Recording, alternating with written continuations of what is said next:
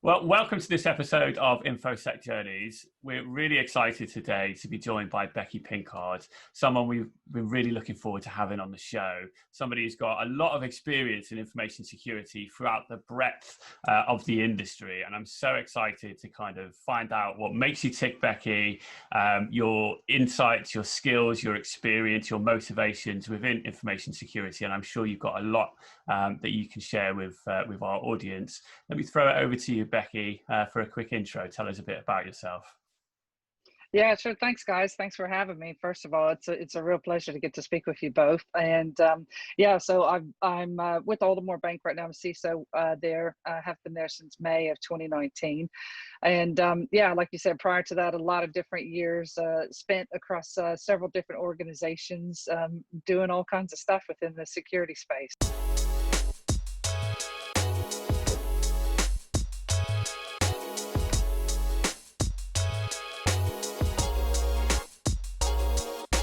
So it's been a passion of mine ever since I saw my first ever attack back in 1998, maybe it was.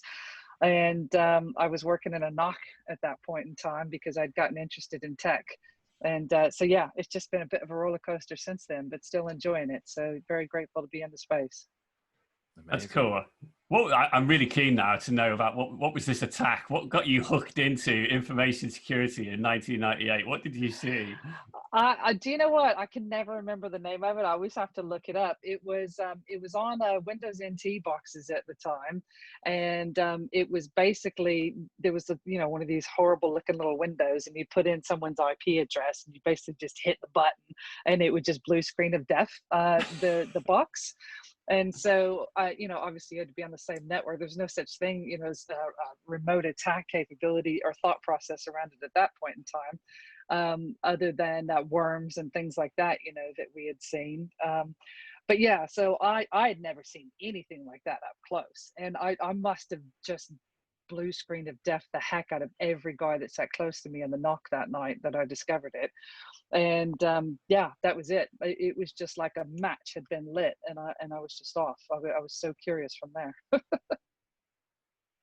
Amazing. So how did you get into that SOC then? So it was a NOC. It was Network Operations Center. I don't even think they had SOCs back then. But yeah, I'd been working at a help desk. So it was at the same company, and I had been on their business help desk. I'd started off on the entry level help desk, and it was picking up the call and basically like, yes, how may I help you with your internet, dial-up networking configuration? And this was back when everything was all, bauds and modems and ISDN, and helped people do that, got promoted there a couple of times, ended up becoming the manager for the business help desk. And they wanted me to continue on the management path. And I was like, I want to learn more about the geeky stuff, because I had really enjoyed all of that. And I enjoyed the troubleshooting process. And found out about the job in the NOC, and managed to get myself hired over there, and was the first female that they had ever had on graveyard rotation. So that was I've told this story before, but the manager at the time told me, he's like, well, how are you going to feel working overnight with all these men? And I was like, well, how are they going to feel working overnight with me? So it's like, bring it, basically. So yeah, that was how I got my start into the NOC there. How did that make you feel then? Did you feel like you had to kind of defend yourself and your capabilities a bit more than others? Or? I didn't know any better then. It was with social media and with the world being brought so much more close together. We're able to share all of these experiences, especially from all the different perspectives. So from groups that have traditionally been a bit more marginalized, whether it be women, whether it be, people of color, whether it be LGBTQ people, we just didn't have that capacity to share our stories in the same way. And so I had no idea really other than how I grew up. I grew up being told that God had created women to serve man.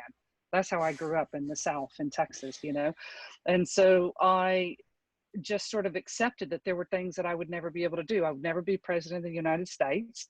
Until Krista McAuliffe went up into space, I would never be an astronaut, because women, basically weren't technical enough or smart enough to do those kinds of jobs. And so I just I'm surprised it was even cheeky back to the guy, to be honest with you, but I just was like, I want to do it. I mean, I'd always been sort of, a mold breaker anyway, without really trying, just because I was a kid at like 3 years old. I told my mom, I was like, I'm not wearing dresses anymore. It's not happening, and now we all know why. But yeah, back in those days, I just didn't know any better. It's just the way it was, if that makes any sense. And then fast forward to present day, Chief Information Security Officer for a major bank. Is a really impressive journey. What's that like? I mean, we'll explore your journey a bit more in a bit of detail, but what's it like? I guess, do you feel like you're at the top of your game as a CISO? Is there kind of? Oh, no. I feel very entry level. So I'm definitely, entry level into doing this role, entry level into this part of my career and this part of my journey within cybersecurity. The thing that excites me is I still have a lot to learn. I still have a ton of information to learn, experiences to learn, and things that I want to do in my career. So definitely not quite there yet. Awesome. What was the kind of motivation for taking the CISO role then? Do you find it like more challenging than other kind of roles that you've had within the industry, or is it kind of is it nice to be able to kind of set your own strategy? What was the kind of key driver there then? For me, it was almost like it was a little bit like, and I always joke about this because I was such a goody two shoes in school. Like if I wasn't teacher's pet, I wasn't having it. Like I loved making, like, the teacher was like, Becky is a star pupil. Yes, I am. And I felt successful. And for me, being able to get a CISO role and then to hopefully succeed in the CISO role, I think it feels like almost a culmination of all of that experience over the past sort of 24 years, of being able to show that, yes, I can actually do this. And yes, I've actually gotten into this role. Now can I make a success of the role? That is sort of the very personal, kind of soul searching, I guess, silliness of it all. But then, outside of that, it was just, I wanted to see if I could do it. I wanted to see if I could take all of this experience I've had across all these different crazy roles and opportunities, and experiences, and pull it together and do this job that's all encompassing, and this job that gets so much grief, and a job, quite frankly, that I've talked a lot about and had never done. I think after the first 3 months of being in the job, I'd send a tweet and it was something like, wow, being a CISO is a lot harder than talking about being a CISO. What kind of stuff do you get involved in then? Is it hands-on, nitty-gritty, dealing with incidents and stuff like that, or are you more strategic? How does it work at that level? Well, I love this particular role because it's both. So it's because of the size that we are, and very kind of you to say major bank. I mean, we are, we recently left challenger status, so we're well situated. We service a lot of customers, we do a lot of great business. We're a growing bank. And so there's still very much a need to be able to get hands-on, which I enjoy, so it's been the perfect kind of role for me because I've gotten to do the strategy stuff. I've gotten to do the things to help grow the capability and further embed, what was already an awesome capability. But yeah, it's been exciting to continue to use my brain a bit on the tech side as well. Yeah, very cool. I like nice it. One. Go on, Ash, sorry. So kind of going backwards into when you started, how did you educate yourself? Were you a self-learner?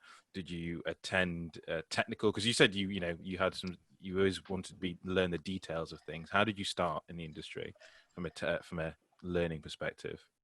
Sure. So yeah, back in the day, I didn't have any understanding of where to get information, and I mean, when did Google start? They didn't even have Google then, did they? I don't remember. I basically found the SANS Institute. I was trying to remember how I found the SANS Institute, and I couldn't tell you how. I simply don't remember. But yeah, I found the SANS Institute, and I got myself signed up and managed to convince my company at the time to pay for it. How, again, I don't remember. Yeah. But I went to my first ever SANS course was in Monterey in, I think it was 2000. And again, at the time, I somehow oversubscribed myself. And so I was running all over the whole week, trying to go to this class and that class and this course. And I ended up with a stack of books that wouldn't fit in my suitcase. And I had like 3 book bags I was trying to carry back on the airplane back to Texas at the end of it. But yeah, that was for me, again, it was sort of another light bulb moment, because it was like, wow, here's this whole cadre of people and ways of getting information and knowledge, and just because prior to that, my only experience had been whenever I first discovered, I might actually like computers. I tried to find a degree to do, and the only degree at the time, this was like 96, the only degree at the time I could find was MIS, which was Management of Information Systems. Yeah, I had not been pleased with that. It was like I took 3 courses before I was like, screw this, and I dropped out. It was a COBOL class, it was a C++ class, and it was an accounting class. And I was like, right, I'm out. Yeah. So and I think it's interesting, isn't it? Like in today's kind of landscape, I think the level of security awareness that's taught in academia today is vastly different to where it used to be. And I think that's probably, how the threat landscape has shifted over the years, I would imagine. But you've been on the journey, like you've taken SANS courses, but you also got to the level of being a SANS instructor as well. So what did that kind of look like? How did that kind of feel? Oh, I love that. I mean, that was brilliant. And it was something that at the time I did it for 10 years. So I worked across 10 years for those guys. And I probably spent the first 5 years, every single course I taught, thinking I'm not worthy of teaching this class, So it was, for me, I just had to push myself to do it. Why did you think that? Sorry to interrupt you. Why was that then? I think because I think some of it goes back to, again, social mores. So growing up thinking, and just being taught immediately that you're less than. I know that now. I couldn't have put that into words at that time. I think that's part of it. And it was nothing from my parents. That's just, again, culturally how it was at that time. And that is still a culture that's pervasive, for a lot of women around the world. I also think part of it for me was the only computer class I'd ever taken, and the only class I ever made a B in school, A, B, C, D, F grades in the States, was a computer class. And so I felt like a complete failure, and so that just haunted me for a long time. And so I just always felt like, while I was passionate about it and I loved learning about it, my fear was always that I wasn't actually that good, like imposter syndrome, I think we would call it now, and I was never good enough. And I wasn't the only Olympic star I can think of is Greg Louganis, because I heard his name the other day, but I wasn't the gold star, the gold leader sort of thing. And so I think that's where it came from. But fortunately, I just persisted. So. So did that type of attitude to succeed and will to succeed help you through college? So I read in a previous interview that you'd worked 4 jobs while at college. And for some people, they'd think, I'm not doing that. Maybe 1 job is too much, but 4, and that's really impressive. So, what motivated you to do that? Well, I had to pay for school. Yeah. And, do you know what's funny in terms of motivation? I think I'd grown up with this sort of lesson from my parents that you had to have a degree. And, interestingly enough, I came out when I was 19, so I came out as lesbian, and my parents cut me off whenever that happened. And so I could have very easily dropped out of school and could have just changed a lot of things. And for whatever reason, I didn't. And to this day, I don't necessarily have a great understanding of why I didn't. I just wanted to persist. Maybe it's because I didn't know what else to do. And I was already on the path. Maybe if I hadn't been on the path, it would have been more difficult. But I was already on the path at school. And I already had, made friends there, and I had links into how to get a job. And I had my first job when I was 12 years old. So getting a job was never a problem for me. And I think it was just easier to do that than to, flake out of it and try and figure out what else I should do. You mentioned a real key word several times now. I've written it down in persistence. And that seems to be a real common theme here of you know, setting your mindset to something and just keep trying, learning, soak up the atmosphere, etc. And it's obviously one of the keys to your success. I guess if we rewind a little bit, I mean, I look at your job role history on LinkedIn, you know, security architecture at PepsiCo, technical services at Verizon. I love this one, the global head of attack and data leakage monitoring. That's an amazing role title at Barclays. Global manager at SOC at Blackberry, director of SOC at Pearson, VP of intelligence at Digital Shadow. The list goes on. It's unbelievable. So when you were kind of like in your earlier career, did you kind of have an end goal in sight, or do your goals kind of change a little bit as you navigate through your career?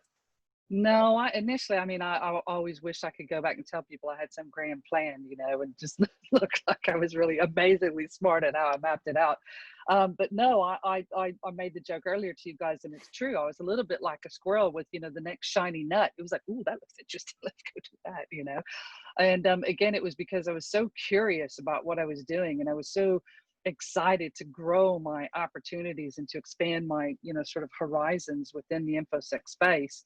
And anytime I sort of felt settled, or I felt like I'd understood a bit what I was doing, and I didn't see the next leg up, you know, coming sort of for me quickly down the pipeline, like in the next 6 months to a year, I just go look for a new job, quite frankly, which, you know, kids at home maybe don't follow me on that one, but yeah, it for me was just pursuing my passions and looking for what I was interested in at that time. So I spent sort of the first 10 years of my career really just loving, like I said, the tech stuff. And I was just fascinated by all the technical ins and outs, and wanted to learn as much as I could. And yeah, I was really fortunate to land in a lot of different roles where I was given a lot of leeway to teach myself a lot of things as well. Yeah, I think personally, I think a lot of businesses probably struggle to give people that runway, that pathway, you know, that survives more than a couple of years without you getting bored. I think, you know, that mentality of looking elsewhere, you know, it's not a bad thing, is it? Because if you've got that hunger to learn and develop, then sometimes that's the best option. And, you know, to see how other businesses do things, and to go and kind of put your stamp on those environments is quite rewarding, I would imagine. So one of the things I wanted to touch on is I see from Twitter and LinkedIn posts you're really passionate about empowering diversity and marginalized communities. So do you want to take us through Weds? I'm interested in what Weds is all about. Yeah, sure, happy to. So Weds basically came together because I had been chatting with the other co-founders of that, and we all came to the conclusion that, sorry, at the time I was at Digital Shadows, and we all came to the conclusion that across the different companies that we were involved in, that we felt like there was more that we could do to help bring diversity to the forefront of those companies, even though they were small. You know, they're startups. They're some of them, I think one of them at the time had maybe 13 people, you know. At DS at the time, I think we were about 150 people or so whenever, you know, I got involved. And it started off as women empowering diversity in startups. And after the first couple of times of, you know, meeting and getting together, we really felt compelled to evolve that to we embrace diversity in startups. And the reason for that is we wanted to make sure that we were bringing, first of all, you know, all different kinds of people, but obviously including men in that as well. The thing that was really important to us that we discovered over those first few sessions is that without men being there and being supportive of what we were doing across, you know, all the diversity initiatives, we were in effect creating exactly what we were trying to, you know, avoid, which was marginalizing people. And it was something that generated a lot of really interesting debate amongst us. I mean, we're all still women that are involved as co-founders of it. But yeah, we all ultimately decided we felt really passionately about that. And we've taken a break now with COVID just because each of us on the separate companies, and obviously no longer in a startup, but the other ladies are. And it just became a bit overwhelming with everything else that was in motion, but it's still sort of ticking over in the background, and we will come back to it as things start to continue to progress. Amazing. And one of the things I'd always say when I visited Digital Shadows at the time was it was so diverse. Like, you had so many different types of people from different cognitive abilities, from different walks of life, and different ethnic backgrounds. How do you promote that within an organization without positively discriminating as well? Do you have any tips for that for managers? Yeah, we get a lot of questions about that. I mean, I've had a lot of questions about that. I'm saying we, thinking about Weds again.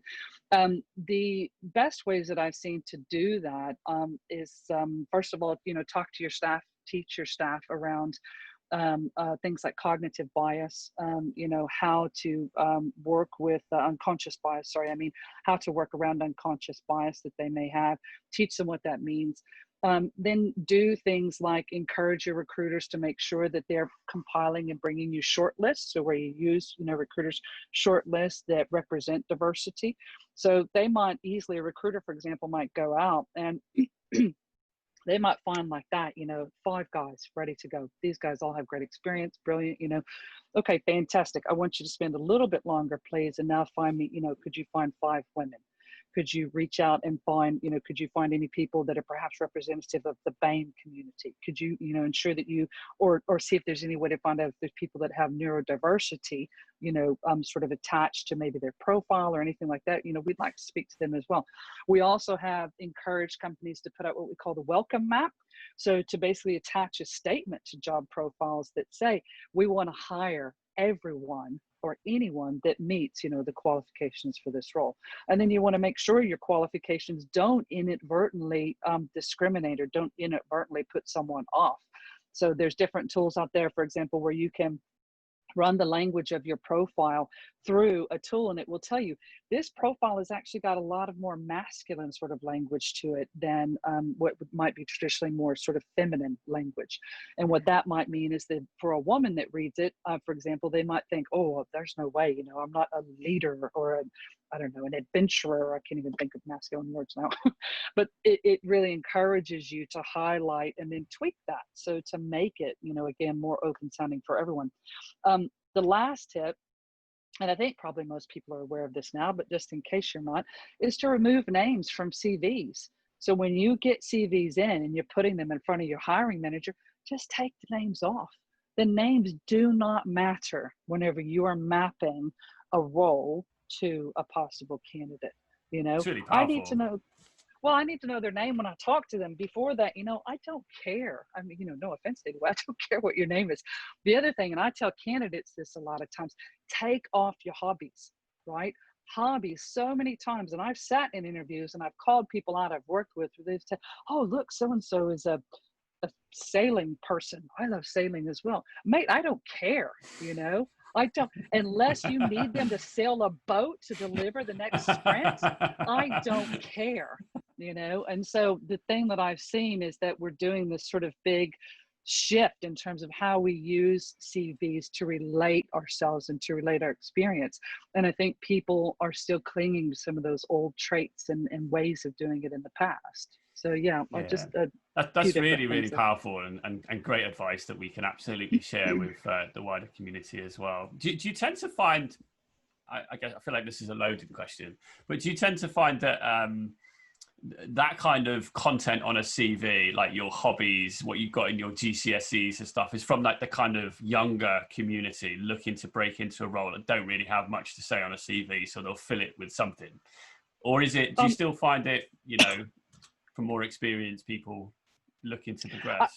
I've seen it across the board. And again, I've really only been hiring and building teams for the last 10 years. So, but across that period of time, I've definitely seen all kinds. So all age groups, both men and women, and from different parts of the world as well. Certainly some parts of the world will have, slightly different take than other parts of the world.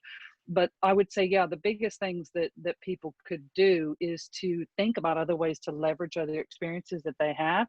So, for example, I used to work with a chap that he wanted to take on and tackle a team lead role. And he said, I just don't have the experience. He's like, look, I was at uni, and then, you guys gave me a leg up with this role. He's like, I just can't tell how to show that I've got, what it takes to tackle this. And so I sat down and talked to him and found out he had been the manager for his band in uni. And I said, great. I said, let's talk about what did you have to do to manage the band? And so we talked about, coordinating schedules. He talked about being able to make sure that people could get to their destination and everyone was coordinated and, all this kind of stuff. And I just told him, I said, great, let's extract those details and talk about that for that period of time. And then that's a great way to indicate and show that you've got the right drive, that you can be trusted, that you've done something that's relatable for that period of time. I don't need to know that you were necessarily, a Boy Scout and you achieved a campfire badge, but even if that's all you have, let's figure out again a way to relate that experience and show that it is a great indicator for how you might succeed in a very entry-level role. And this is where I think sometimes we're failing people, especially people that are looking for entry-level roles, is we're not helping them to realize you actually have probably got a ton of great experience. I don't want to hire you an entry-level analyst and you've already got 5 years admin experience. That's just stupid. Well, I wouldn't do that to you. I want to help you build your career.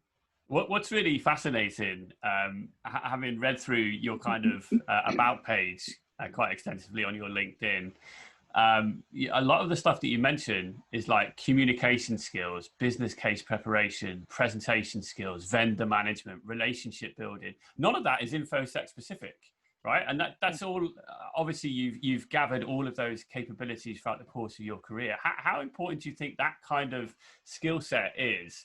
The people management side or the communication skills side to actually progressing, throughout the industry without necessarily focusing on technical stuff. I think it's mandatory if you want to, and again, obviously all this is my own 2 cents, but if you want to progress and grow your career, I think it's mandatory that you have those capabilities.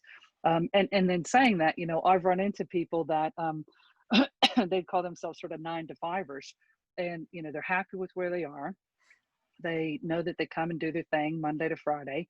And then they go home. And I worked with a guy, this is a few jobs ago, I worked with a guy that had done the same role for about 10 years. And I talked to him at one point and I was like, hey, look, mate, what can we do about growing your career? There's this opportunity, that opportunity. And he told me point blank, he was like, Becky, this is what I want to do. He's like, I'm happy here. I'm good at what I do. And he was great at what he did. And he said, this is what I want to do for work. He was like, but work isn't the end all be all for me. And I think we have to be cognizant, that it takes both types. So for someone like that, did he need presentation skills? Nope. Did he need management skills? Nope. I needed him to be able to talk in a professional way and work across other teams. And he was very adept at doing that. So yeah, I think you just have to take into consideration, what is it that you want to do, I guess, to grow your career or keep your career where it is. I think that's a really, really interesting insight. And I think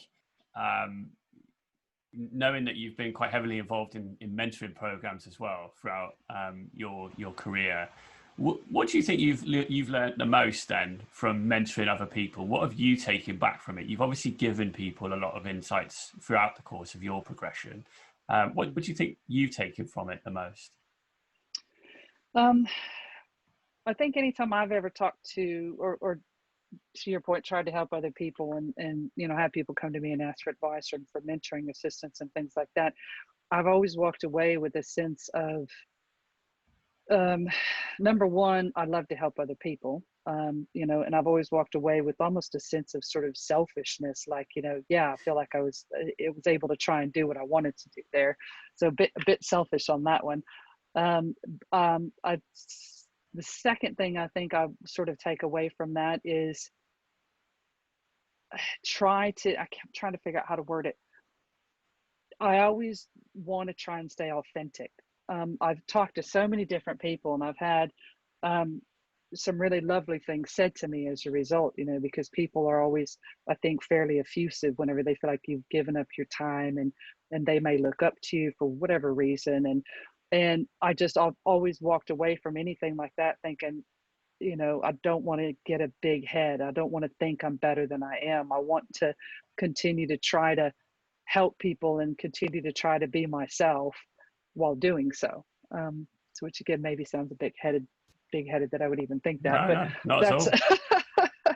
but yeah, that's the most sort of insightful thing I can think of sharing, that I've walked away from some of those engagements with, because I've certainly met a lot of people who I really look up to, and some of them, to be quite frank, have been a bit up their own, what's it's, and I just never wanted to be one of those people. I wanted to always be approachable so that I could hopefully try to have meaningful and shared experiences with others. How do you what kind of tips would you give someone to approach someone like yourself? You're part of that superstar CISO group, I would say. No, it's true. I mean, you're vocal on Twitter, you're vocal on LinkedIn, you have content, you have interviews, you're very much out there. So you're part of that league of of CISOs that I would say I look up to, and other people probably do. But how does a normal person, in quotations, approach someone like yourself? And what kind of tips would you give someone? Again, just reach out. I mean, literally just, and the only difficulty that I'll say I run into now is because over the past couple of years in particular, I've made such an effort to try and give back, because I finally got to a point in my career where I felt like, yeah, Becky, you can open your mouth and try and give back now. You actually have accumulated enough experience, and it's okay to try and help other people. The only difficulty I run into now is I sometimes get a bit overwhelmed with it. And it's funny because a long time ago, if someone didn't answer an email I sent them, or didn't answer a message I sent them, I was like, oh, well, screw you. You're a horrible person. How dare you not answer me? And now I'm like, oh my God, I get it. They were just really, really busy. And I feel really badly now about, sorry, people in the past I may have thought that about. So yeah, I think that's the only difficulty. And I would just tell anyone that has reached out to someone, just know that that's probably what it is. I would respond to each and every single message I get if I could. 99% of the time, it's just absolutely not possible. So I have to pick and choose. But I would definitely say reach out. And where you especially, have those questions or have those immediate needs for help, just throw that right into the message, right into, whether it's LinkedIn, people contact me over Twitter, different people reach me through other folks that we might know in common. And if I can help, I will help. The easiest way, I think, again, to ask for help is to just put it up there exactly what you need, because if it takes a lot of back and forth, that's just going to make it more difficult to get help. I love it. Yeah, really good insights. I guess I got a couple more questions before we kind of draw it to a close. I guess this is really fascinating. I could go on for so long, if I'm honest with you. Especially given the breadth of the roles that you've worked through throughout the last kind of 20 years or so. You've had some really technical roles. You've worked in the vendor land. You've worked in the education space with SANS, etc. You're now into kind of CISO space, obviously. What do you think? What would you put down as the most exciting thing that you've ever worked on? Was it like a cyber attack you dealt with back in '98 on a Windows NT box, or was it something else? Oh gosh, that was the original exciting event. Do you know what? I think I always joke about this. I think I've probably forgotten more than I'll never even know. Gosh, off the top of my head, one of the things that always sticks with me wasn't necessarily anything exciting from like an attacker perspective or anything, but I am inadvertently, I worked for Singular, and they were, at the time, they eventually got bought by AT&T, I think it was. They're a big telco company in the States. And I inadvertently brought down their whole national data center by basically putting an IPS incorrectly on the network. I love it. That was I almost got fired over that. That was frightening. So that one will probably stick with me until I die. It's always the mistakes that stick with you, right? My first ever real security job, I started messing with their firewall, and I was brand new to Unix and Linux as well, and actually a complete moron. And I started changing a bunch of things on the Linux box, whatever flavor it was, I don't remember, and basically just bricked it. And so still happens today, don't worry. I had to reach out to the vendor and ask for their help at that point in time. They're like, yeah, what have you done to this? So I was like, made some changes, you know. Always the So way. I love it. it's always the mistakes that stick out. I'll share one incident with you. I'll never forget, again, a long time ago, but when the I love you virus hit, another joke I've told repeatedly, but when the I love you virus hit, again, I was in a smaller company, and it brought down the email servers. And so myself and the two other guys I worked with at the time were just running up and down the hallways. Nobody loves you. Nobody loves you. Don't click on it. I love it. Oh, yeah, That's so amazing. It's like a scene out of Mr. Robot. Yeah, that is amazing, actually. I don't know. I don't know if we covered it or not. But what gets you motivated throughout the day? You know, to do your job as a CISO. Is it your passion to know more, or is it just you as a person? I think it's probably just pure nosiness. I just if I see a little log fire off, or if I see a little question come across, you know, I'll see a little, I don't know, this or that. I just want to know, you know, is that happening where it's supposed to be happening? I think it's why in my heart I'll always be an operations person. I love ops. I love the fast pace of ops. I love, you know, the fact that you have to pull together so many just completely obscure random pieces of knowledge and experience across such a breadth of security to, I think, be any good at ops. I'm not saying that I am any good at ops, but I love it. And I think that's what drives me. You know, I can actually find that if like too long of a period of time goes where I don't have some sort of technical stimulation, I get quite bored. So yeah, it for me is always that drive of finding something. I mean, is that the type? Oh, go on. Sorry. No, go on. No, I was just going to say. So is that the thing? So there is, you know, someone sat there now looking at the Aldermore careers page, thinking, do you know what? I want to work for this. I want to work for Becky. Is that the type of thing that you're looking for in a person, in a prospective colleague? Their drive, or certificates, or how many university degrees they've got?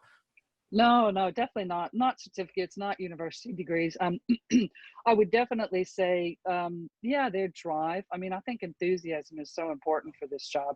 I think that if you don't have the enthusiasm, you know, to do it, then you, especially from the lens of needing to find something and needing to get questions answered, I think you'll just quickly get burnt out on your own. And I wouldn't want to put someone into the kinds of roles, you know, where we need to have enthusiasm to be successful. And I think outside of that, I always try to look for people actually that have and are much better at me, you know, than in other areas. Well, in all areas. I mean, like I said, I'm not a guru at any of it, but in particular, you know, I love people that are really detail oriented. You know, I'd love to hire people that are really focused and driven on maybe a particular subject or a particular area of expertise, or even that have been across, you know, lots of different areas and are looking to maybe grow specifically within a certain area of cybersecurity. I would just say, yeah, it's that passion for learning and that ability to map that back to, hey, I think this could help, you know, with the role that you're talking about and what you guys have going on. Outside of that, there's literally nothing else. Everything can be learned. If you have a desire to learn, enthusiasm, and you enjoy, you know, this thing we call InfoSec, it can all be learned. So yeah. All right, last question then on that topic. How would you describe InfoSec then as an industry? If you could sum it up in 2 or 3 words to someone who's looking to break into the industry, how would you describe it? InfoSec, I'm not good at these. I would say expansive, ever-changing, opportunity. Yeah, that's really good. So, yeah. Nice. And well, listen, it's been super. It's been so insightful listening to you speak, hear about your mindset, your persistent nature, and where it all kind of started back with Windows NT. I really love it. So thank you for sharing your insights, Becky. And I'm excited for everyone else to hear this as well. Yeah, no, thanks for having me. It's been good to see you both. It's been too long. And yeah, thanks for having me on.